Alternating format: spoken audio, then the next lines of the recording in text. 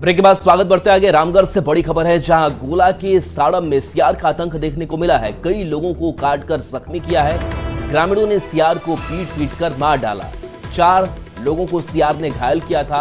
एक की इलाज के दौरान मौत हो गई। घायलों का गोला सीएचसी में इलाज जारी है। तो सियार का आतंक रामगढ़ में देखने को मिला है, जहां ग्रामीणों ने सियार को मार डाला, क्योंकि दहशत लगातार लोगों में थी।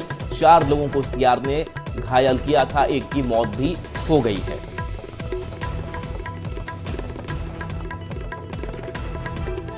और खबर अब बेगूसराय से है, जहां 8 साल की बच्ची के साथ दुष्कर्म का मामला सामने आया है। मामले में पुलिस ने कार्रवाई की है। पुलिस ने इस मामले में मुख्य आरोपी को गिरफ्तार कर लिया है। जानकारी के मुताबिक बच्ची मेला देखने के लिए गई थी, तभी युवक ने घटना को अंजाम दिया। बच्ची को घायल अवस्था में सदर अस्पताल में भर्ती कराया गया। बता दें आपको कि डीएसपी ने जानकारी देते हुए ये बताया कि आरोपी पहले भी कई बार जेल जा चुका है। कार्रवाई करते हुए एक सस्पेक्ट को हम लोगों ने उसकी डिटेन किया हुआ है और उनकी जो बड़ी बहन है, जो आई विटनेस थी, उनके द्वारा उनसे पहचान को कराई गई है। बड़ी बहन ने उसको पहचान की है। अनंत कुमार नाम है। ये पूर्व में भी इनका आपराधिक इतिहास है। 2 आर्म्स एक्ट के केसों में भी पूर्व में गिरफ्तार किए गए। गोपालगंज में लैंड सर्वे के पहले कागजात के विवाद में 2 पक्षों के बीच जमकर मारपीट हो गई, जिसमें एक ही परिवार के 3 लोग घायल हो गए। घटना नगर थाना क्षेत्र के तिरबिरवा गांव की है। सभी घायलों को इलाज के लिए सदर अस्पताल में भर्ती कराया गया है। घायलों का आरोप है कि पड़ोस के लोगों से जमीन के कागजात को लेकर विवाद हुआ था। सर्वे कराने के लिए कागजात मांगने पर लाठी डंडे से हमला कर दिया गया। वहीं पुलिस इस मामले में घायलों के बयान पर प्राथमिकी दर्ज कर कार्रवाई करने की बात कह रही है।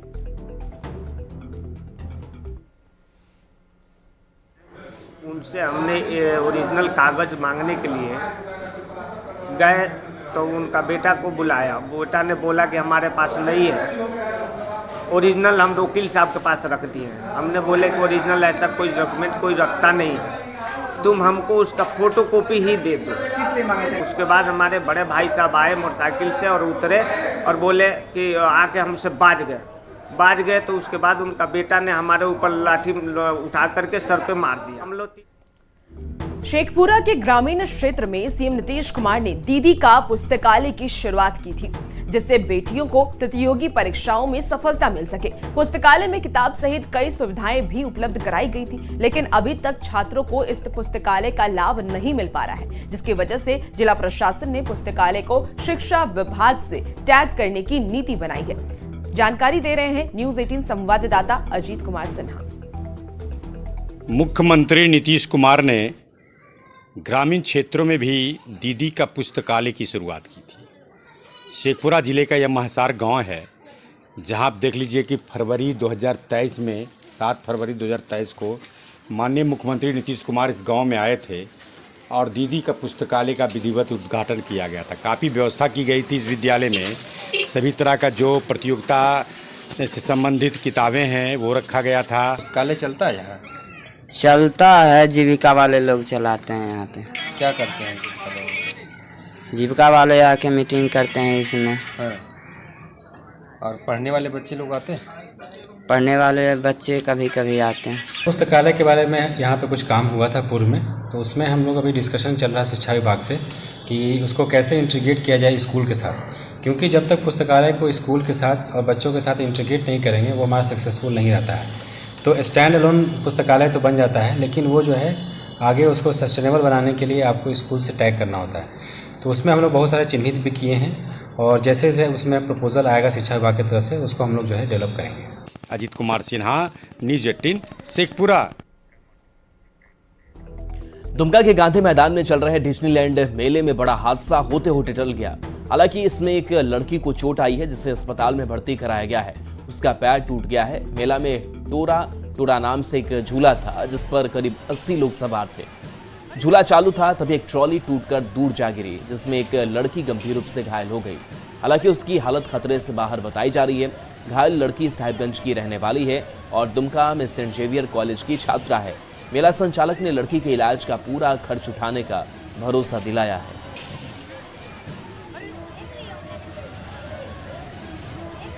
बहुत दूर फेंकाया था और जो बाउंड्री किया जाता है ना स्टील का से, वो भी टूट गया था। उसी से लगा है दीदी को, तो फिर शायद उसी से लग करके उसका थाई में। ठीक है, अभी भर्ती कराई हैं। कितने लोग घायल हुए थे इसमें? 2 लोग बैठे हुए थे, जो वही सीट जो होता है वही उखड़ के बाहर निकल गिर गया था, भरा हुआ था सब, तो जिसमें बैठे थे वही वाला से हो गया पानी में। उसके बाद बस 2 ही जन गए। पैर में थोड़ा बहुत चोट है, अभी इलाज चल रहा है उनका, और हम लोग पूरा देख रेख कर रहे हैं, और जो भी मतलब बेहतर से बेहतर इलाज उनका होगा वो हम लोग अपने ऊपर जिम्मेवारी लिए हैं ठीक करने का। लोग बैठे हुए थे, टोरा पूरा फुल था, 80 लोग बैठे हुए थे। एक का लॉक खुल जाने से, उससे गिर जाने से पैर में चोट लग गई।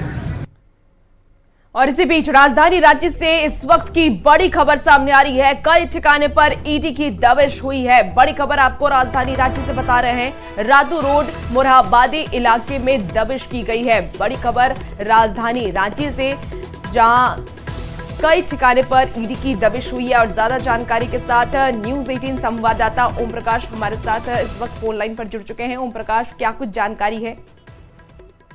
फिलहाल ईडी की टीम ने एक साथ कई लोकेशन पर जो छापेमारी की है। हालांकि अब तक ये क्लियर नहीं हो पाया कि आखिर किस मामले में रेड हो रही है, लेकिन पिछले दिनों जिस तरह से ईडी के नाम पर वसूली का मामला सामने आया था, उसे लेकर ही ईडी ने पिछले 2 बार से लगातार छापेमारी कर रही है, और उम्मीद है कि शायद इसी क्रम में कुछ जो डिटेल मिले हैं पिछले दिनों, उसी के आधार पर फिर आगे की छापेमारी कर रही है। हालांकि फिलहाल इस मामले को लेकर कोई भी जानकारी जो है नहीं मिल पा रही है कि आखिर किन मामलों को लेकर रेड है। लेकिन रांची में रातू रोड इलाका हो गया, और इसके साथ ही मोरहाबादी के इलाके में, यहाँ पर ईडी ने कुछ जगहों पर दबिश दी है। और पूरे मामले में फिलहाल जो अभी तथ्य हैं उसके आने के लिए थोड़ा सा इंतजार करना पड़ेगा। ठीक है, बहुत शुक्रिया ओम प्रकाश तमाम जानकारी के लिए। गया से कोडरमा के रास्ते लोकमान्य तिलक टर्मिनल जाने वाली ट्रेन की शुरुआत हो गई, जिसको लेकर कोडरमा के लोगों में खुशी देखी जा रही है। कोडरमा रेलवे स्टेशन पर केंद्रीय महिला एवं बाल विकास मंत्री अन्नपूर्णा देवी ने हरी झंडी दिखाकर ट्रेन को रवाना किया।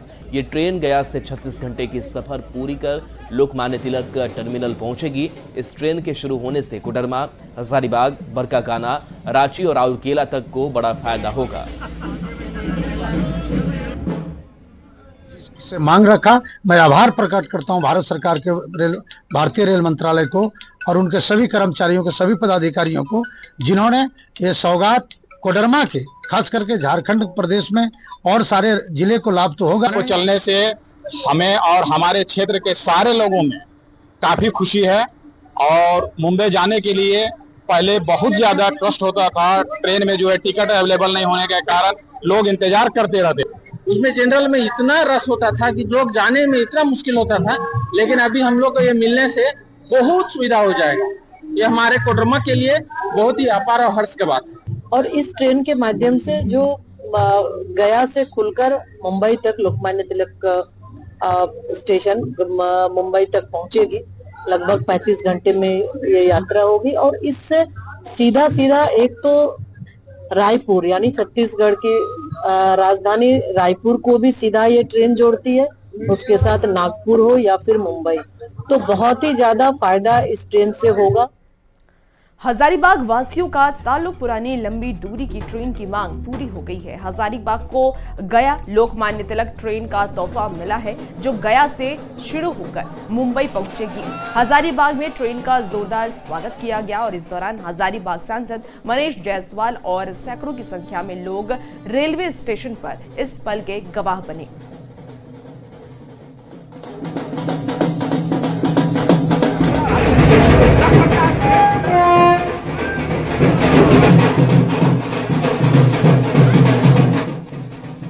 यहाँ के महानगरों से जोड़ने का ट्रेन आज तक नहीं चली थी। आज सौभाग्य प्राप्त हुआ है, दुर्गा पूजा के बाद एक तोहफा मिला है कि आज मुंबई यहाँ से ट्रेन खुल रही है। हजारीबाग को एक लंबी दूरी की ट्रेन जो गया से होकर मुंबई सेंट्रल तक जाएगी, उसका आज सौगात दिया जा रहा है। मुंबई से जुड़े कई कामगार हजारीबाग में हैं, उनके लिए तो यह ट्रेन वरदान साबित हो जाएगी। हजारीबाग से देश के आर्थिक राजधानी को जोड़ने वाला ट्रेन पहली बार यहाँ पर शुरू हुआ है, तो भावना का पल तो है ही है, साथ में नए आयामों के खुलने का भी पल है। ये पूरा वेस्टर्न इंडिया जो है अब हजारीबाग से डायरेक्टली जुड़ गया। आपने देखा होगा कि ये नई रेक, बिल्कुल नई रेक जो है इसकी सेवा में लगाई गई है। अरवल से बड़ी खबर है, जहां सदर अस्पताल में परिजनों का हंगामा देखने को मिला है। मरीज का इलाज नहीं होने पर हंगामा किया गया।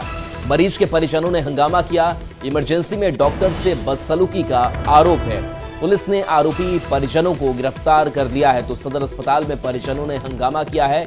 मरीज का इलाज नहीं होने पर हंगामा किया गया है।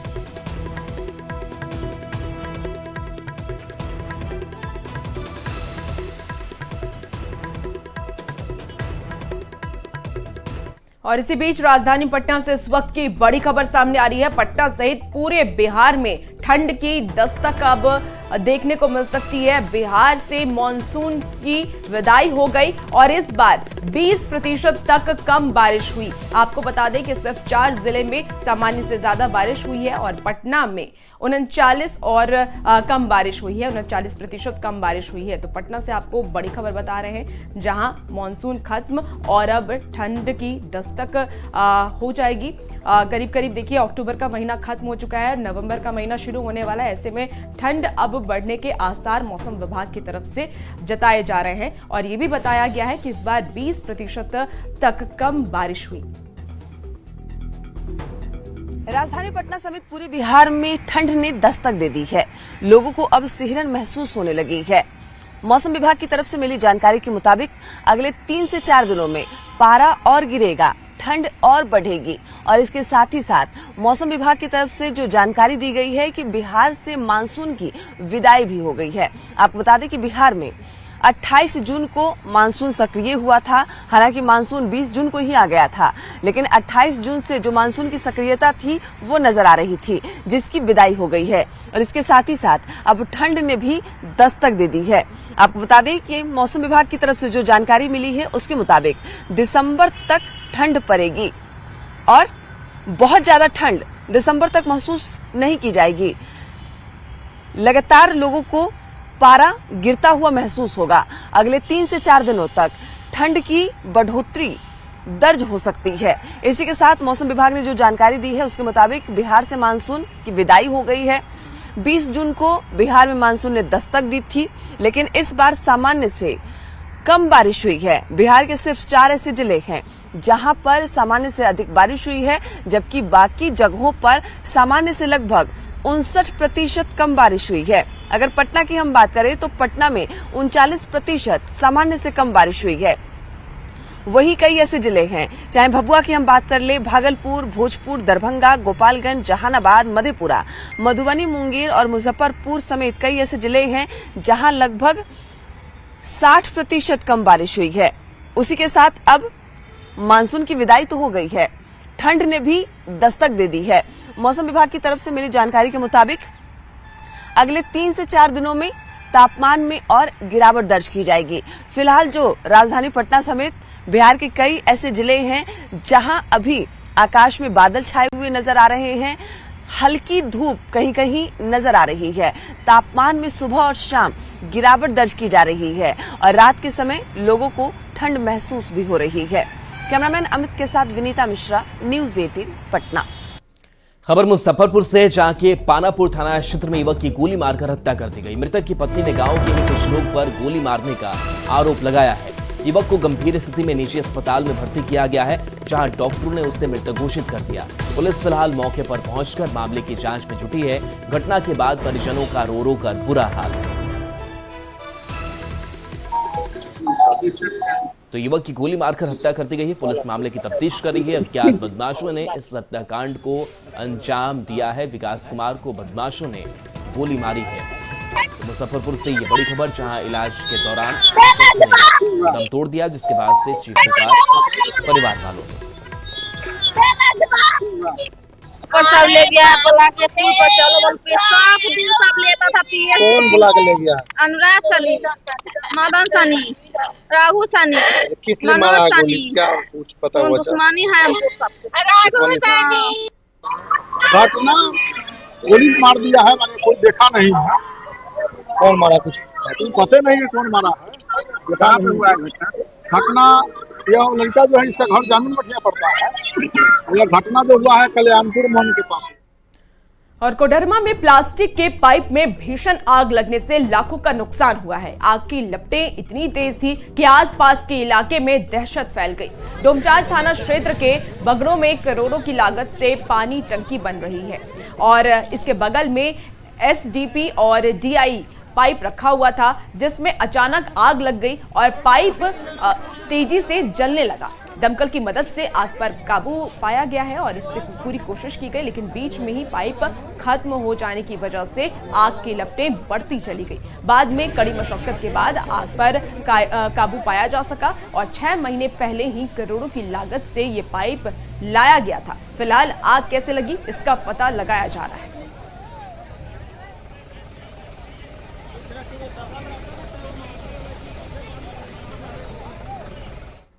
नालंदा की खेल अकादमी और खेल विश्वविद्यालय राजगीर में पहली बार महिला एशियन हॉकी चैंपियनशिप ट्रॉफी 2024 का आयोजन किया जा रहा है।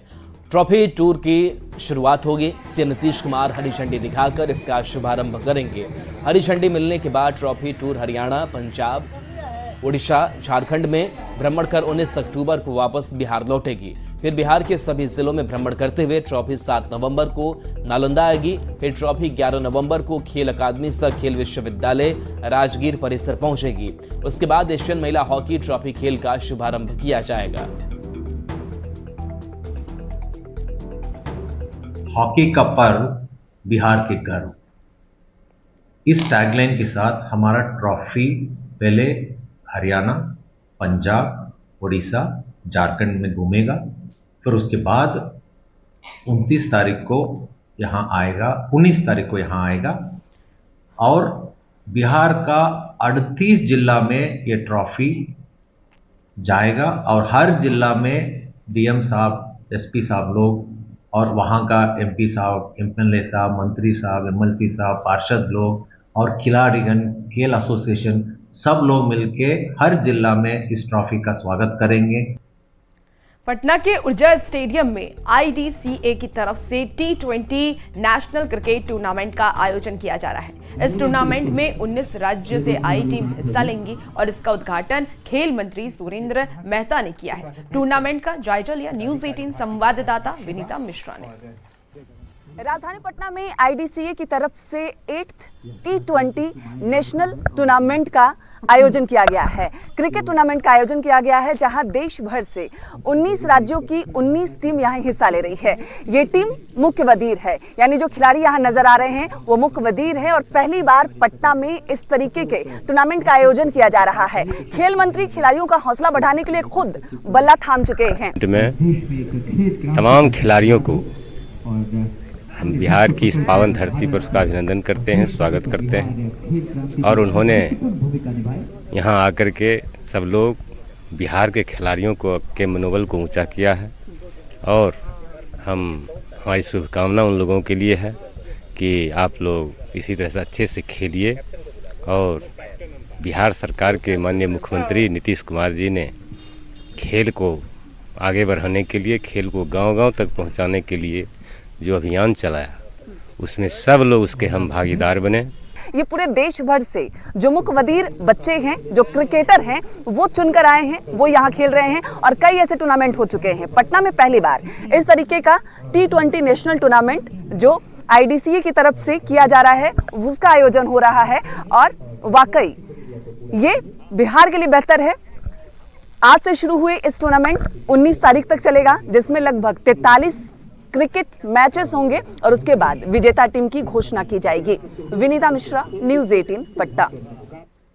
रांची से बड़ी खबर, जहां झारखंड कैबिनेट की बड़ी बैठक आज होने वाली है। सीएम हेमंत सोरेन की अध्यक्षता में यह बैठक होगी। संविदा कर्मी का मानदेय बढ़ सकता है। मैया सम्मान योजना की भी राशि बढ़ सकती है। 2500 रुपए प्रतिमाह देने की तैयारी चल रही है। कई बड़े फैसलों पर आज मुहर लग सकती है। तो सीएम हेमंत सोरेन की अध्यक्षता में आज झारखंड कैबिनेट की अहम बैठक।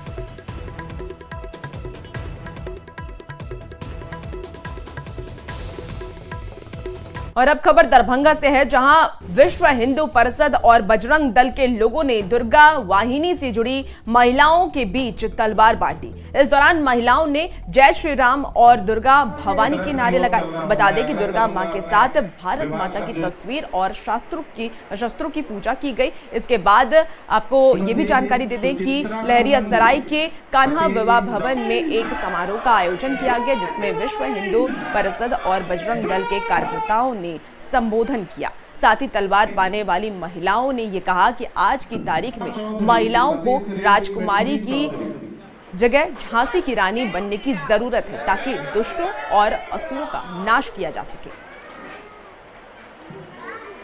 मकसद सिर्फ उन्हें सशक्त और समर्थवान बनाना और कुछ नहीं। बस शस्त्र देकर हम ये समझाना चाहते हैं, दुर्गा वाहिनी को ये बतलाना चाहते हैं कि आप सशक्त बनिए, मजबूत स्थिति में रहिए।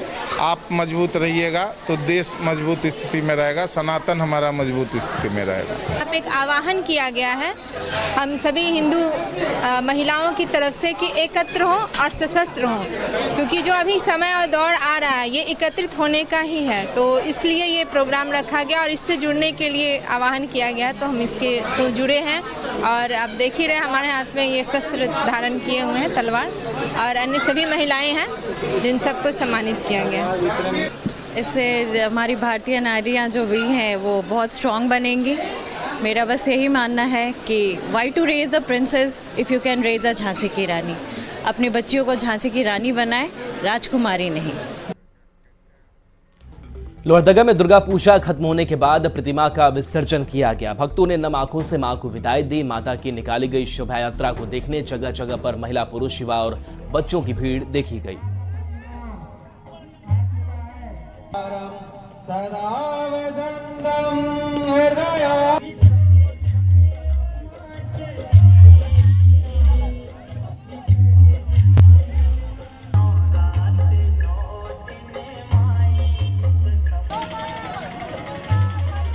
लोहरदगा के सुख समृद्धि के कामना के साथ हम लोग माँ का विदाई कर रहे हैं नम आँखों के साथ, और आशा करते हैं कि माँ दुर्गा लोहरदगा के जितने भी तकलीफ दुख है उनको अपने साथ ले जाएगी, और अगले वर्ष फिर वही उत्साह के साथ हम लोग फिर धूमधाम से माता का स्थापना करेंगे। धनबाद में किन्नर समाज ने धूमधाम से मां दुर्गा की प्रतिमा का विसर्जन किया। बता दें कि किन्नरों ने पारंपरिक तरीके से ढोल नगाड़े के साथ जमकर नाचते गाते मां को विदा किया। त्योहारों की खुशी मनाने में किन्नर समाज किसी से भी पीछे नहीं है।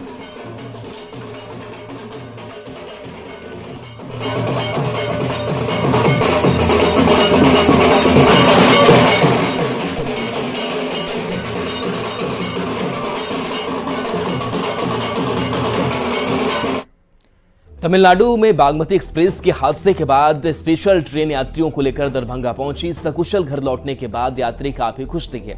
कुछ यात्री जख्मी थे और कई के सामान मिसिंग थे, लेकिन मदद के लिए लोगों ने रेल प्रशासन को धन्यवाद दिया। डरे समय यात्रियों ने न्यूज 18 संवाददाता विपिन कुमार दास से ट्रेन हादसे की कहानी भी सुनाई।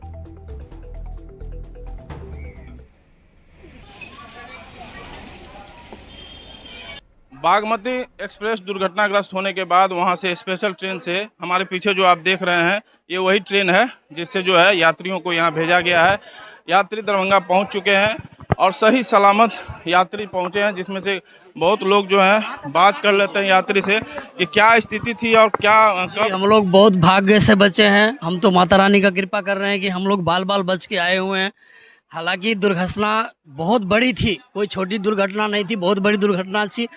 फिर भी हम लोग कैसे करके हम लोग ग्लास वगैरह तोड़ करके, बोगी जैसे हम लोग स्टार्ट हुआ तभी से हम लोग ग्लास वलास तोड़ करके हम लोग बाहर निकले। बाहर जैसे तैसे निकलने के बावजूद किसी का कुछ टूटा, लेकिन सुरक्षित फिर भी रहे, सुरक्षित जगह। फिर वहाँ का जो दल लोग थे वहाँ पर का जो प्रशासन लोग थे, हम लोगों को बहुत सुरक्षित जगह। इतना जल्दी प्रशासन नहीं, हम लोग के पास तो बहुत जल्दी आ गया था सर, हम लोग को तो पास में जल्दी ही आ गया था। कम से कम 10-15 मिनट के बाद आ गए थे हम लोग को सुरक्षित के लिए। 10-15 मिनट के बाद आने के बाद हम लोग को स्टेशन पे ले गए। स्टेशन के बाद हम लोगों को कोई दूसरे जगह पे ले गए जहाँ पर हम लोग की पब्लिक ज़्यादा थे, तो इसके लिए हम लोग वहाँ पर जा करके वेटिंग हॉल में ले गए। हम लोगों को वेटिंग हॉल में ले जाने के बाद हम लोग को काफ़ी खातिरदारी की, हम लोग को चाय पानी सभी नाश्ता पानी हर एक चीज़ किया हम लोगों को। अगला 3 बजने के बाद हम लोगों को 10-12 ठो बस आई। बस से हम लोगों को लोकल ट्रेन के लिए ले गए। लोकल ट्रेन में जाते ही हम लोगों को लोकल ट्रेन लगा था, लोकल ट्रेन में बैठे हम चेन्नई सेंट्रल गए सर। चेन्नई सेंट्रल में जा करके हमारा गाड़ी है बागमती एक्सप्रेस के बदले बागमती एक्सप्रेस दिया गया, और वहाँ से लेके अब तक हम लोग को खाने से पीने तक का हर एक चीज़ का इंतजाम किया गया। जो यात्री हैं देख सकते हैं कि जो स्पेशल ट्रेन है वो दरभंगा स्टेशन पर पहुंच चुकी है और यात्री अब सकुशल अपने घर जा रहे हैं। विपिन कुमार, न्यूज़ 18 दरभंगा। और फिलहाल इस बुलेटिन में इतना ही। खबरों का सिलसिला न्यूज़ 18 बिहार झारखंड पर जारी है।